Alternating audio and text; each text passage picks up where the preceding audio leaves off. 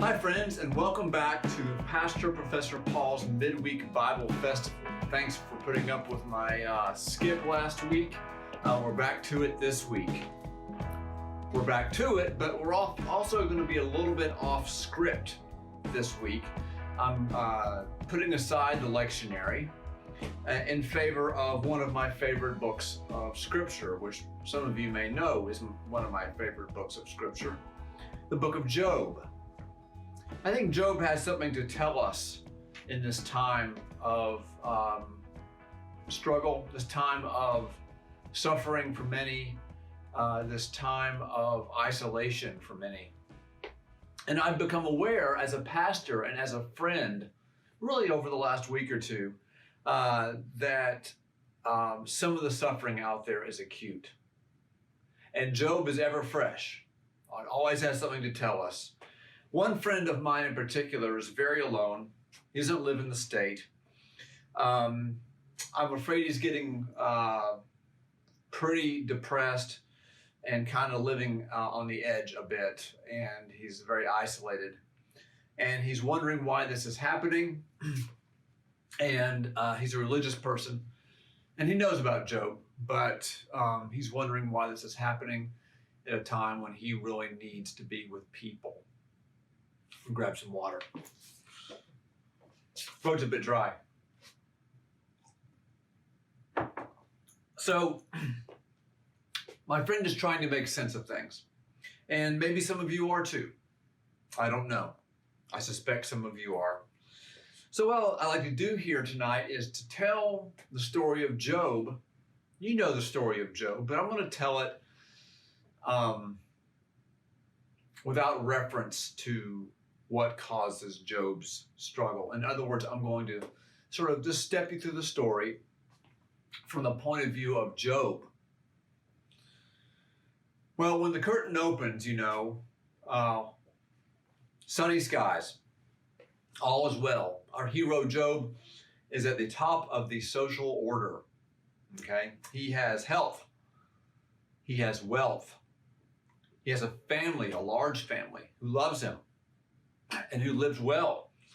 And he has a fine, outstanding social position. He was not only rich, he was good and revered. The book of Job opens. There once was a man whose name was Job. That man was blameless and upright. He feared God and turned away from evil. And as I said, he was wealthy. In many ways, not just in money, but in children.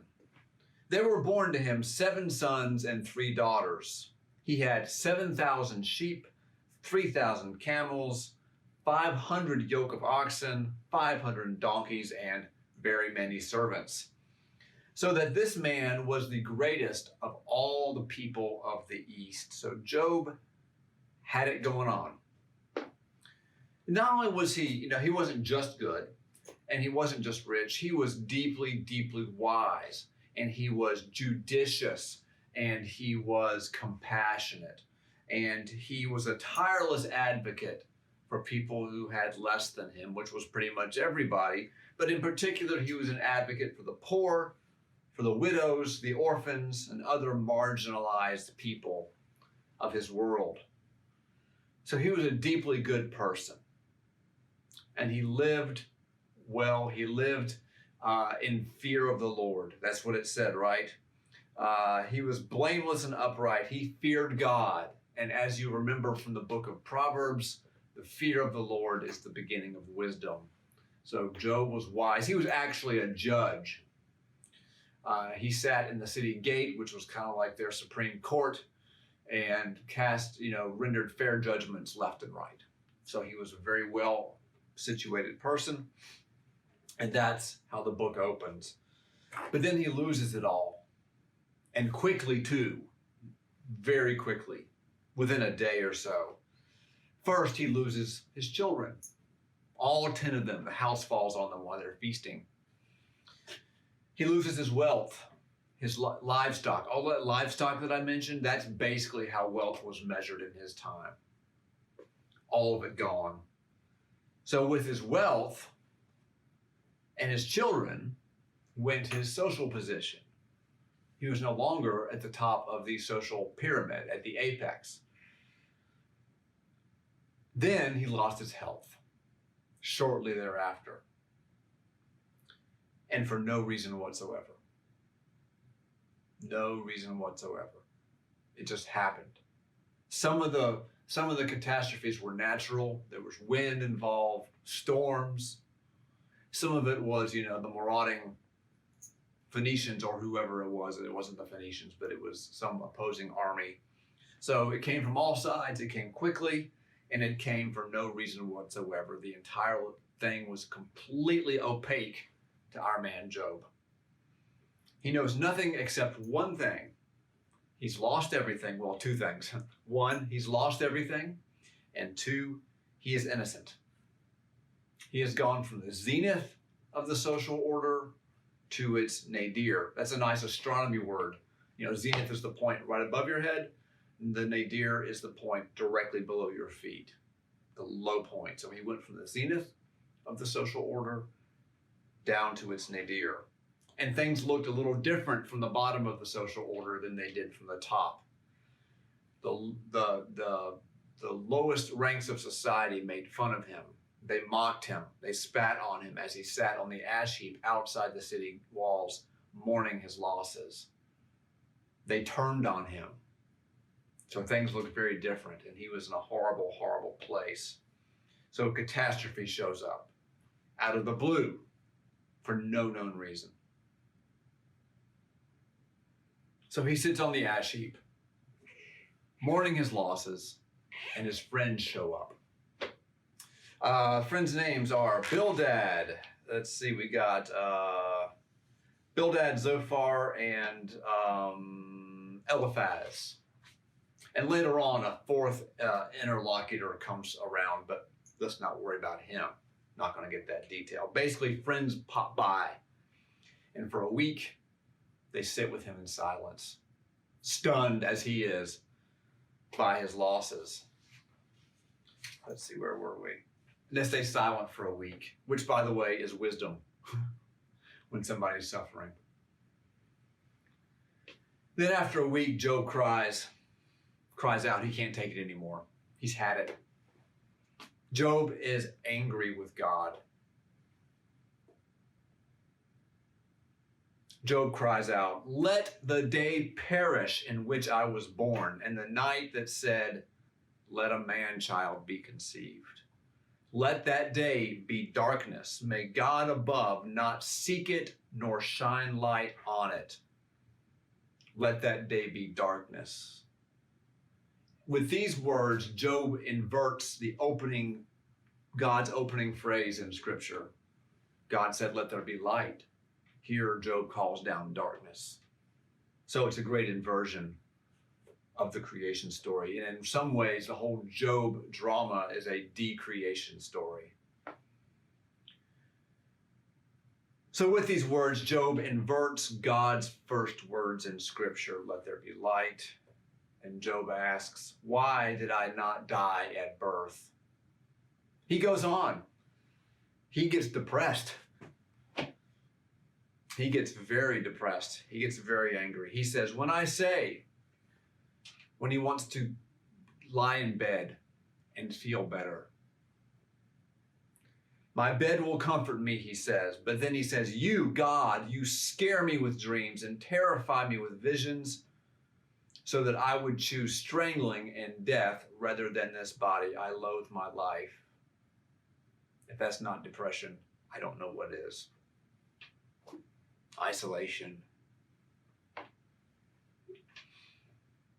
God is gone here. Job says, if I go forward, God is not there. If I go backward, I cannot perceive him. On the left, he hides. I turn to the right, but I cannot see him. So Job is in despair. And over a number of chapters, Job ramps up the rhetoric and is furious with God for what has happened. Now, his friends sit back and listen to this for a while, but they can't help stepping in and correcting Job. His friend Eliphaz responds, "Think now, Job, just settle down and think now, who that was innocent ever perished? Or where were the upright cut off?" In other words, Eliphaz thinks Job is guilty. Who that was innocent ever perished? What Eliphaz is saying is that, Job, you have done something to bring this upon yourself. This is in keeping now with the standard issue wisdom of the day. Job is guilty, Eliphaz believes, and this is all his fault. And the other friends as well chime in with well-worn wisdom, known also as tired religious clichés, to convince Job of his essential guilt. Eliphaz even says that Job should be happy. How happy is the one who God reproves? In other words, Job, God is reproving you for something. You have sinned. This is the price you're paying for it. You need to take a clue and straighten yourself out with God. But Job says, no, I'm innocent. And Job is right. Zophar, friend number 2, piles on with this zinger. God exacts from you less than your guilt deserves. God is taking from you less than your guilt deserves. In other words, Job deserved, in the eyes of Zophar, to lose more. He's getting off good in Zophar's eyes. God exacts from you less than your guilt deserves.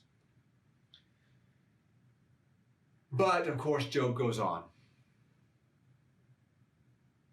And positions kind of harden over time. You know, the three on one side, the one on the other, they're arguing back and forth. I'm guilty.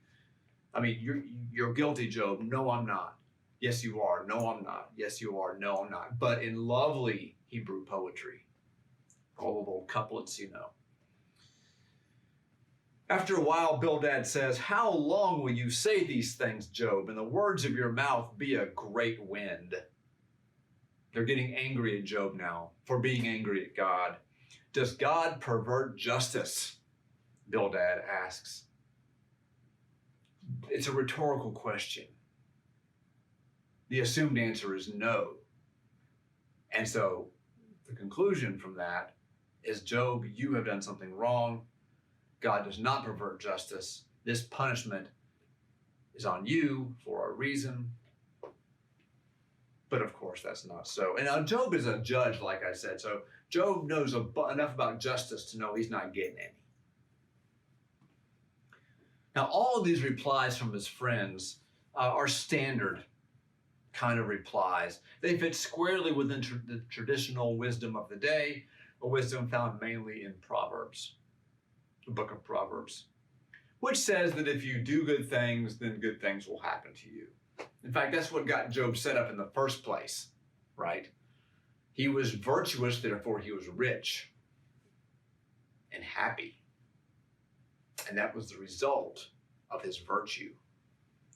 So the same wisdom that made Job who he was is now working against him. Okay? But he claims his own experience tells him, I'm innocent.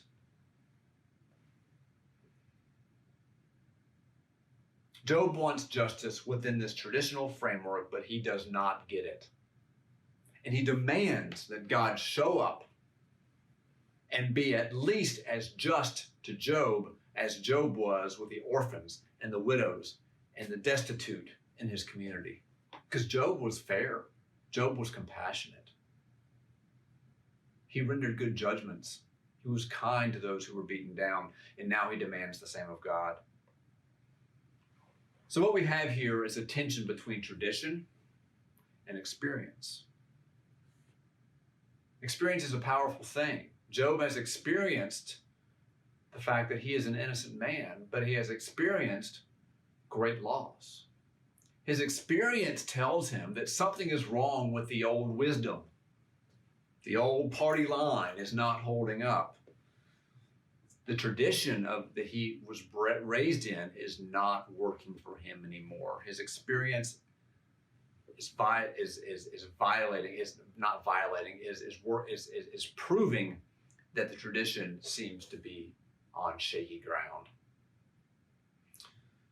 So after all this happens and the arguments go back and forth and the positions get harder and they get super entrenched and Job gets hotter and hotter and his friends get more and more defensive and try to explain more and more how Job is wrong, God shows up.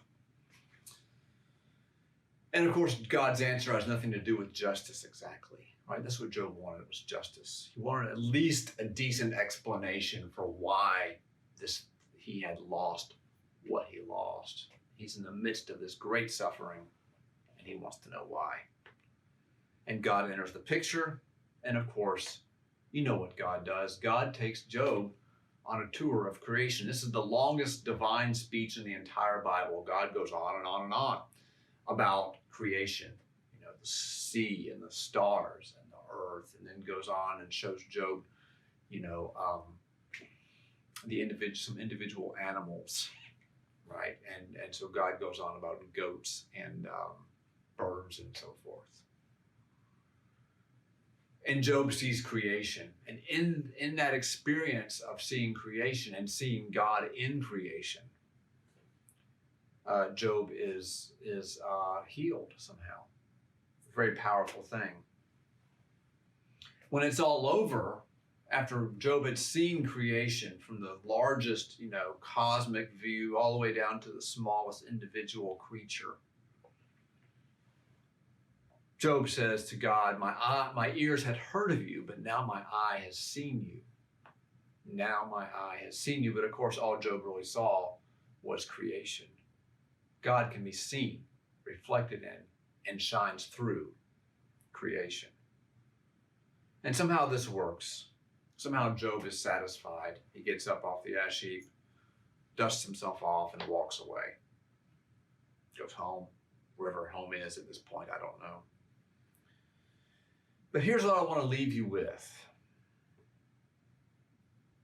Before Job walks away, while he's still sitting on the ash heap with his friends, God says to Bildad and Zophar and Eliphaz, the friends who were towing the party line, offering up to Job some theological clichés and some old standard issue wisdom that didn't seem to hold up anymore.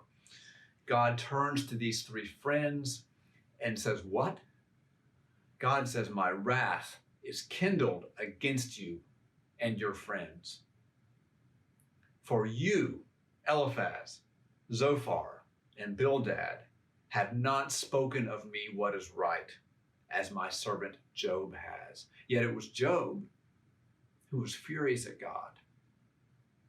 And it was the friends who were giving standard religious answers. Sometimes the standard religious answers collapse in the face of our experience. My wrath is kindled against you, Eliphaz, Zophar, Bildad, for you have not spoken of me what is right, as my servant Job has. Go, he says to them, and make a burnt offering to me, and Job shall pray for you and cover your sin. Job's prayer covered the sin of his friends, who did not speak right of God. So sometimes, in the face of experience, in the face of loss, in the face of depression and isolation and pandemic, we don't have to know why things are happening. We are free to speak to God directly, our hearts. Our experience, my experience, the church's communal experience, your experience is valid. It can stand up to religious formulas. Okay. It can stand up to received wisdom, and it doesn't always square with it. But your experience is valid. You can let God have it. My friend who's alone and suffering, he can let God have it. He can tell God the truth. He can open up his heart to God, even if that heart is full of anger and frustration. And God judged Job as being righteous and of speaking truly. How did God put it? How did God put it? Job spoke of God what is right, even though Job was filled with acid anger. So you can let God have it. And finally, a little asterisk at the bottom. Don't ever forget, I can't let it go anytime I give a Bible lesson. Creation stands ready to heal you. Now, of course, it's not creation itself. It is God through creation. But creation is out there. And God speaks through it every day. So peace be to y'all. We'll pick up with the lectionary next week. Love you all. Have a great week.